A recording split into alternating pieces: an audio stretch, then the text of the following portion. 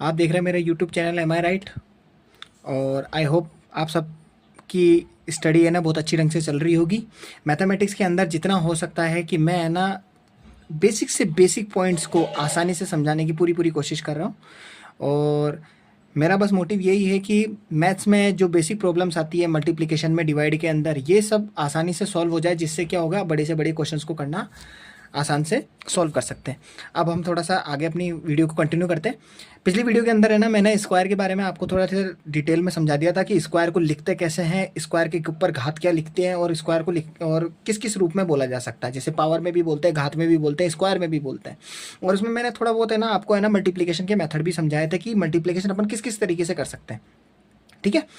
और आज हम इस वीडियो के अंदर है ना क्यूब के ऊपर बात करेंगे। अब क्यूब क्या होता है, क्यूब से डिस्कस करते हैं। जैसे क्यूब को हम घन भी बोलते हैं। ठीक है। अब क्यूब को घन बोल रहे हैं तो इसका मतलब है ना इसमें जो पावर इस्तेमाल होगी ना वो 3 इस्तेमाल होगी, यानी घात 3। कैसे? वही एक्स लिखूंगा, अल्फ़ाबेटिक नंबर है, मैंने आपको बता ही दिया था। अल्फ़ाबेटिक नंबर यानी चर संख्या है, चर संख्या A B C D P Q R X Y Z, आप कुछ भी इस्तेमाल करो यहाँ पे। ठीक है, पहला काम तो ये हो गया। दूसरा काम, इसके ऊपर घात लगानी है 3। 3 घात लगा दी। जैसे ही मैं 3 घात लगाऊंगा तो अब मैं इसको बोलूंगा एक्स का क्यूब। हिंदी में बोलूंगा एक्स के ऊपर घात है अपने पास में 3 और उसके साथ में है एक्स का घन। एक्स की घात घन बोलो। ठीक है ना। तो तीनों नाम है, पावर बोल सकते हो, घात बोल सकते हो और क्यूब बोल सकते हो। ये 3 नाम आप इस्तेमाल कर सकते हो। ठीक है ना। पावर, घात और उसके बाद में क्यूब। स्क्वायर के अंदर पावर, घात और स्क्वायर, लेकिन यहाँ पे पावर, घात और क्यूब। अब उसके बाद में 4 घात, 5 घात, 6 घात, 7 घात आएगी ना, उसका तो पूरा प्रॉपर तरीके से नाम देना पड़ेगा। वही अगर 4 घात आएगी तो 4 घात ही बोलेंगे, पावर भी 4 ही बोलेंगे, लेकिन उसका प्रॉपर तरीके से एक नाम नहीं बोलेंगे। ठीक है ना। तो अब एक्स की घात हमने 3 तो देख लिया। अब ऐसे ही इसके क्या आएंगे, क्यूब आएंगे। अब क्यूब कैसे आएंगे, वही मैं आपको बोलूँ एक्स का क्यूब लिखा, तो एक्स का क्यूब लिखने का मतलब, इसको थोड़ा सा मैं डिटेल में लिख देता हूँ कि एक्स का क्यूब है। एक्स का क्यूब का मतलब हो गया x into x into x. यही चीज़ लिखिए। एक्स को एक्स से मल्टीप्लाई किया, जो आंसर आएगा, फिर एक्स को एक्स से मल्टीप्लाई किया। इनडायरेक्टली ये ऐसे शो करना चाह रहा है कि अगर एक्स को एक्स से गुणा करूंगा तो एक्स का स्क्वायर हो जाता है। फिर एक्स की स्क्वायर को है ना मैं एक्स से फिर से गुणा करूंगा ना, तो एक्स और एक्स मिलके है ना अपने पास में कितने हो जाएंगे, एक्स क्यूब हो जाएगा। यानी एक्स स्क्वायर को फिर एक्स से गुणा करूंगा तो एक्स क्यूब बन जाएगा वापस से। यहीं से अपन को एक चीज़ सीखने को मिल रही है। क्या चीज़ सीखने को मिल रही है? एक्स के ऊपर कोई भी आपसे पूछा जाए, मैं आपसे जनरली अगर पूछूं, बेसिक सा क्वेश्चन पूछूं कि ये जो एक्स है इसके ऊपर घात कितनी है, तो आप क्या बोलोगे, इस पर तो कोई घात ही नहीं है। लेकिन मैं बोलूंगा इस पर घात है, और वो घात कितनी है, 1 घात है। अगर किसी भी चर संख्या के ऊपर कोई भी घात नहीं लगी हुई होती है तो उसके ऊपर 1 घात होती है। बहुत सारी बातें हैं जो मैं आपको बताता हूँ इसके अंदर। देखो, अगर बेसिक सी नॉर्मली अगर इसके बारे में थोड़ा डिस्कस हुआ ही है तो मैं थोड़ा सा डिटेल में बता ही देता हूँ आपको। जैसे फॉर एग्जांपल मैं आपको बोलूँ कि मैंने आपके लिए लिखा है एक्स। मैं इसमें से पहला क्वेश्चन उठाता हूँ, क्या एक्स के गुणा में कोई संख्या है? आप बोलोगे नहीं, लेकिन मैं बोलूँगा है। क्या गुणा में है? तो पहली चीज़, एक्स के गुणा के अंदर 1 है, बिल्कुल है। ठीक है। वहीं मैं पूछूं आपसे, क्या एक्स के ऊपर कोई घात है? तो जवाब है हाँ, बिल्कुल घात है। कौन सी घात है? एक्स के ऊपर 1 घात है। ठीक है। उसके बाद में, क्या एक्स के नीचे भाग के अंदर कोई संख्या है? आप बोलोगे बिल्कुल है। क्या है? अगर मैं बोलूं एक्स के ऊपर, एक्स तो ऊपर है ही है, लेकिन नीचे 1 लिख देंगे। एक्स के आसपास में जो 1 है ना, वो देख लो कहाँ कहाँ पे किस किस तरीके से यूज़ आ रहा है। ये एक बेसिक से बेसिक मेथड होता है जिसमें कोई भी इक्वेशन बनाने का सबसे बेसिक पैटर्न होता है, जो ये चीज़ समझना होता है। क्योंकि आपसे पूछ लिया जाता है कि एक्स के गुणा के अंदर कौन सी संख्या है, तो अपन को जवाब आना चाहिए भैया 1 है। कोई भी संख्या नहीं दे रखी है तो 2 3 4 5 6 7 कुछ भी संख्या दे रखी है तो वो तो फट से बोल देंगे। लेकिन आपसे बोलेंगे कि एक्स के गुणा में कौन सी संख्या, तो आप क्या बोलोगे 1 है। एक्स की घात क्या लगा रखी है, कुछ नहीं घात दे रखी है, तो आप क्या बोलोगे 1 घात है। फिर उसके बाद में एक्स के नीचे कोई भाग में कोई संख्या है क्या? बिल्कुल 1 है। ठीक है। ये सिर्फ एक है ना नोट्स के तौर पर है ना, और है ना जनरल नॉलेज के तौर पे मैंने ये बात बता दी। तो हम यहाँ से कंटिन्यू कर रहे थे, एक्स का क्यूब निकालना है। अब एक्स का क्यूब निकालने का मतलब हो गया 1 2 3 4 5 6 7 8 9 10, इन सब का क्यूब निकालना है। तो कैसे निकालेंगे? 1 का क्यूब, फिर 2 का क्यूब, फिर 3 का क्यूब, फिर 4 का क्यूब, फिर 5 का क्यूब, फिर उसके बाद में 6 का क्यूब, 7 का, फिर उसके बाद में 8 का, फिर उसके बाद में 9 का, और उसके बाद में 10 का। आप चाहो तो इन पर ब्रैकेट लगा दो। ब्रैकेट कैसे लगाना है? ऐसे, संख्या पे लगाना है, घात पे नहीं लगाना है।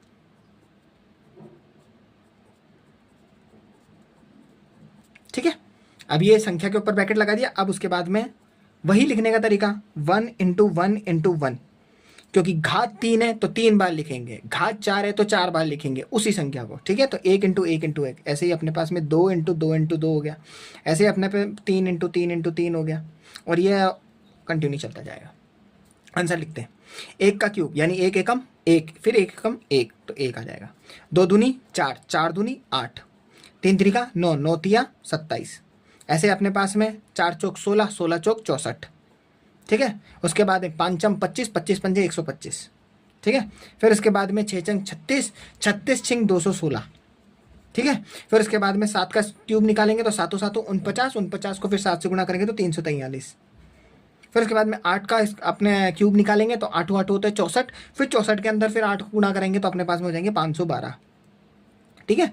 फिर 9 को 9 से करेंगे तो 90 90 81, 81 को फिर 9 से गुणा करेंगे तो 729, और लास्ट के अंदर अपने पास में आ जाएगा 10, 10 का होता है अपने पास में 1000, ठीक है। 10 को थोड़ा सा मैं ना यहाँ पे समझाता हूँ। अगर मैं बोलूँ 10 इंटू 10 इंटू 10 है, मैं आपको बोलूँ कि यार 10 इंटू 10 इंटू 10 लिखा हुआ है यार, इसका आंसर क्या होगा, आप बेसिक सोचोगे ही नहीं, देखोगे भी नहीं, आप सीधा बोलोगे जीरो कितने हैं, 1 2 3, 3 जीरो है तो 3 जीरो लगाओ, 1 लगा दो, सीधा 10,000 बन गया। मैं आपके सामने 2 कंडीशन रख दूँ, ऐसे बोल दूँ यार तू 1 लाख लिख, लो भैया 1 लाख लिख दिया हमने। मैं आपको बोलूँ कि उसमें है ना, तो है ना उसको मल्टीप्लाई कर दे, जैसे 1 2 3 4 संख्या से, यानी इनडायरेक्टली मैंने बोला 10,000 से गुणा कर दे, तो भैया आंसर क्या होगा, आप क्या बोलोगे, 10,000 है 4 जीरो, 1 लाख है 5 जीरो, तो 1 लाख यानी 5 जीरो और 4 जीरो टोटल मिला के 9 जीरो हो गए। और 9 जीरो का मतलब क्या होगा, 1 करोड़ के अंदर 7 जीरो होते हैं, तो 1 करोड़ के साथ में 2 जीरो और लग जाएंगे, तो 2 जीरो का मतलब 100, तो 100 करोड़ हो जाएगा वो। तो आप क्या बोलोगे, यार जीरो जोड़ना ही तो है तो जीरो जोड़ दो।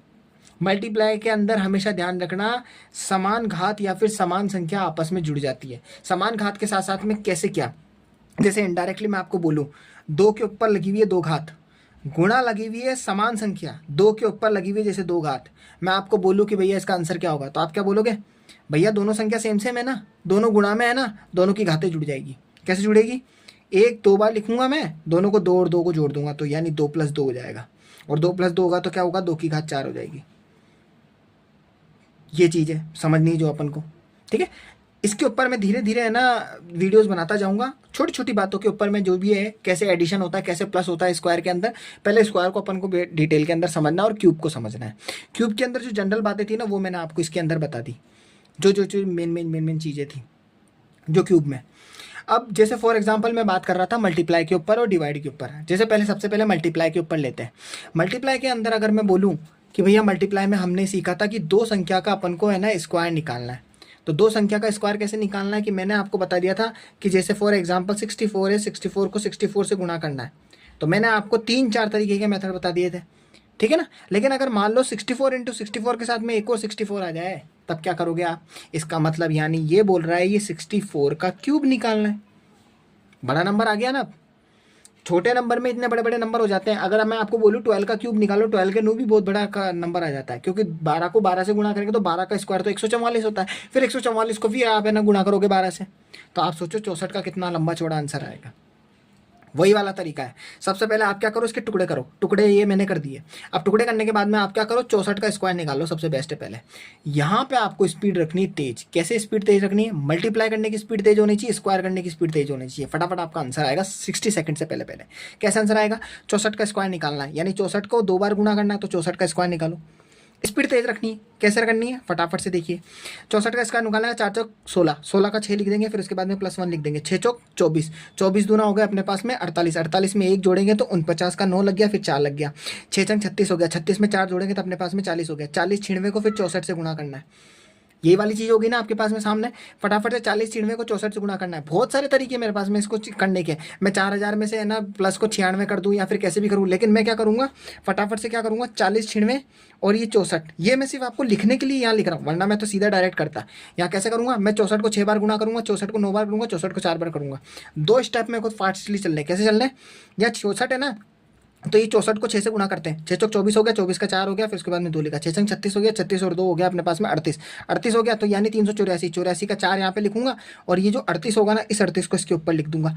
फिर उसके बाद में 64 को 9 बार करना है, तो 64 को मैं अपन 9 से करूँगा, 9 से करूँगा तो फटाफट से 9 चौक 36, 36 का 6 लग गया, 3 यहाँ पे लग गया, और उसके बाद में आ गया 6 नाम 54, 54 में 3 जोड़ेंगे तो अपने पास में कितने होंगे 57, तो 57 हो गया, 57 यानी 576 हो गया, 576 में 38 जोड़ दूंगा फटाफट से, 38 में 8 और 6 हो जाएंगे अपने पास में 14, फिर उसके बाद में 1 लगा दूंगा, फिर 7 और 1 हो गया 8, 8 में 3 जोड़ेंगे तो 11, फिर 1 लग जाएगा, फिर उसके बाद में हो जाएंगे 6, तो 614 हो गया, 614 का आखिरी अंक 4 लिख देंगे, तो यहाँ पे 61 बचेगा, उस 61 को अपन यहाँ जीरो के ऊपर लिख देंगे, सीधी सी बात है, 64 जीरो जा 64 हो जाएंगे, तो 61 का 61 ही बचेगा, तो 1 लग जाएगा और 6 लग जाएगा, फिर 64 को 4 बार गुणा करना है, तो 64 इंटू 4 कर दूंगा, 4 चौक 16 हो गया, 1 लग गया, 6 चौक 24 हो गया, और 1 25 हो गया, तो यानी 256, तो 256, तो ये इसका फाइनली आंसर आ गया 25 61 44, तो इसका आंसर जो आएगा 25 61 44। जहाँ तक मुझे पता है 60 सेकंड के अंदर मैंने इसको सॉल्व कर दिया, अंदर अंदर में। ये स्पीड रखनी है आपको अगर क्यूब निकालना है तो, बड़े नंबर के अंदर, और आप खुद देख लीजिए, मैंने पहले ही बोला था बड़ा नंबर होगा तो देख लो कितना बड़ा आंसर आएगा। लास्ट क्यूब के अंदर 3 नंबर तक के क्वेश्चन बनते हैं, उससे ज़्यादा क्वेश्चन नहीं बनते क्यूब में। स्क्वायर की बात करूं, स्क्वायर के अंदर अपने पास में लास्ट 4 से 5 नंबर तक के क्वेश्चन बन जाते हैं। ठीक है, ये होता है अपने पास में क्यूब का मेथड। क्यूब करने के बहुत सारे तरीके होते हैं, मैं आपको वापस बता रहा हूँ, सॉल्व करने के बहुत सारे मेथड निकल सकते हैं, ये बात आप ध्यान रखना। मैं ये नहीं कह रहा हूँ कि यही मेथड आप इस्तेमाल करो, और भी कोई इससे बेटर मेथड होगा तो वो अगर मुझे पता चलेगा तो वैसे ही मैं नेक्स्ट वीडियो के अंदर बता दूंगा, लेकिन मेरी स्पीड इसमें बन चुकी है तो मैं आपको वही सलाह दे रहा हूँ कि आप भी स्पीड अपनी तेज कर लो। किसमें? मल्टीप्लिकेशन के अंदर। मल्टीप्लिकेशन तेज हो जाएगी तो ऑटोमेटिक सब में काम आ जाएगा। ठीक है, एक बात और है कि अगर जैसे अपन क्यूब निकाल रहे हैं, अब बड़े नंबर का क्यूब निकाल लिया, अब बड़े नंबर का क्यूब में है ना स्पीड अपन ने फटाफट मल्टीप्लिकेशन की कर ली। कोशिश यही करनी है कि अपन को जो मल्टीप्लिकेशन का मेथड इस्तेमाल करना है ना, वो अपन को है ना सिर्फ सीधा सीधा सीधा डायरेक्ट के अंदर ही सॉल्व करना है, ऐसे नहीं करना है। ठीक है ना। हाँ, कुछ स्टेप ऐसा आएंगे जिसके अंदर क्या आंसर सटीक निकालने के लिए आपको ये चीज़ करनी पड़ेगी, जैसे मैंने किया, मुझे सटीक आंसर निकालना था तो मैंने ये जल्दी किया। ठीक है ना, तो ये चीज़ हमारे को ध्यान रखनी है। अब एक चीज़ और है जो मैं आपको इसमें बता ही देता हूँ। चलो, वैसे मैं सोच रहा था कि नेक्स्ट वीडियो के अंदर बताऊँ, लेकिन मैं इसमें बता देता हूँ। क्यूब अपन ने देख लिया, स्क्वायर अपन ने अब देख लिया। ठीक है ना, अब अपन स्क्वायर रूट और क्यूब रूट अब देखेंगे, और जो मैं चीज़ अभी बता रहा हूँ वो चीज़ मैं आपको है ना एक स्टेप करके दिखाऊंगा, उसका आंसर निकालूंगा, और नेक्स्ट वीडियो के अंदर है ना हम थोड़ा सा उसके बारे में थोड़ा डिटेल में समझ लेंगे। जैसे देखो, कौन सा वाला, अगर मैं आपको कहूँ कि मैंने लिखा, जैसे फॉर एग्जांपल 2 की घात लिखा 3, ठीक है, फिर उसको मैं गुणा करूँ 2 की घात 6 से। एक तो पहला क्वेश्चन ये। दूसरा क्वेश्चन मैं आपको बोलूँ 3 की घात जैसे लिखा है 6, फिर मैं उसको गुणा करूँ 3 की घात 6 से। दूसरा क्वेश्चन ये। तीसरा क्वेश्चन ये, जैसे 2 की घात 2 लिखा, फिर उसके ऊपर ब्रैकेट बना दिया, फिर मैंने इसके ऊपर घात लगा दी 4, फिर गुणा करा, फिर जैसे फॉर एग्जांपल मैंने लिख दिया 2 की घात 6, फिर ब्रैकेट लगा दिया और ऊपर घात लगा दी जैसे मैंने 10। ये 3 टाइप के क्वेश्चन है, इसको सिर्फ मैं अभी सॉल्व करके दिखा रहा हूँ, और डिटेल के अंदर फिर अगले वीडियोज़ के अंदर देखेंगे। ठीक है ना, देखो कैसे, क्योंकि ये मोस्ट इंपॉर्टेंट है, क्योंकि हम टुकड़ा करने सीख रहे हैं, तो टुकड़ा करना सीख रहे हैं तो इसका मतलब ये हो गया कि हमको ये चीज़ भी सीखना जरूरी है। कैसे? अगर मैं 2 की घात 3 बोल रहा हूँ और 2 की घात 6 बोल रहा हूँ, आपको भिड़ते ही पकड़नी है कि संख्या सेम है क्या। अगर संख्या दोनों सेम है, ये 1000 बार भी संख्या लिखी हुई होगी, उसके ऊपर घातें दुनिया भर की कैसी भी लिखी हुई हो, सभी घातों को जोड़ देना है।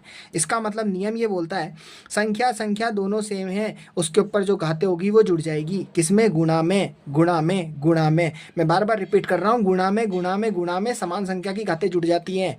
डिवाइड के अंदर समान संख्या की घातें घट जाती हैं, यानी माइनस हो जाती है। डिवाइड वाला मैं बाद में बताऊंगा, अभी मल्टीप्लाई बता रहा हूँ। तो यानी 2 और 2 है, 2 कितनी बार भी लिखा हो आपको सिर्फ 2 एक बार लिख देना है, और घातें जितनी भी लिखी है ना उन सबको जोड़ देना है। यानी इसका मतलब 3 में 6 जोड़ देंगे, तो इसका जो फाइनल आंसर होगा ना, यानी 3 और 6 हो जाएगा 9, तो इसका मतलब 2 की घात हो जाएगा 9, ये इसका आंसर होगा। अब वो आपको बोले कि आगे भी सॉल्व करो, तो 2 इंटू 2 इंटू 2 ऐसे 9 बार मल्टीप्लाई कर लेना, 2 इंटू 2 इंटू 2 इंटू 2 इंटू 2 ऐसे लिखते जाओ, और 9 तक लिखना है आपको। लेकिन मैं आपको बस ये बोल के बता रहा हूँ, लिखना 9 बार नहीं है। उसको भी शॉर्ट में कैसे करना है वो चीज़ बात की बातें हैं। अब ऐसे तो क्या बहुत सारे क्वेश्चन बनते जाएंगे। अब ये जैसे ये देखो, 3 की घात 6, 3 की घात 6, सेम संख्या सेम घात, कोई फर्क नहीं पड़ना है, आपको काम वही करना है, जोड़ना है।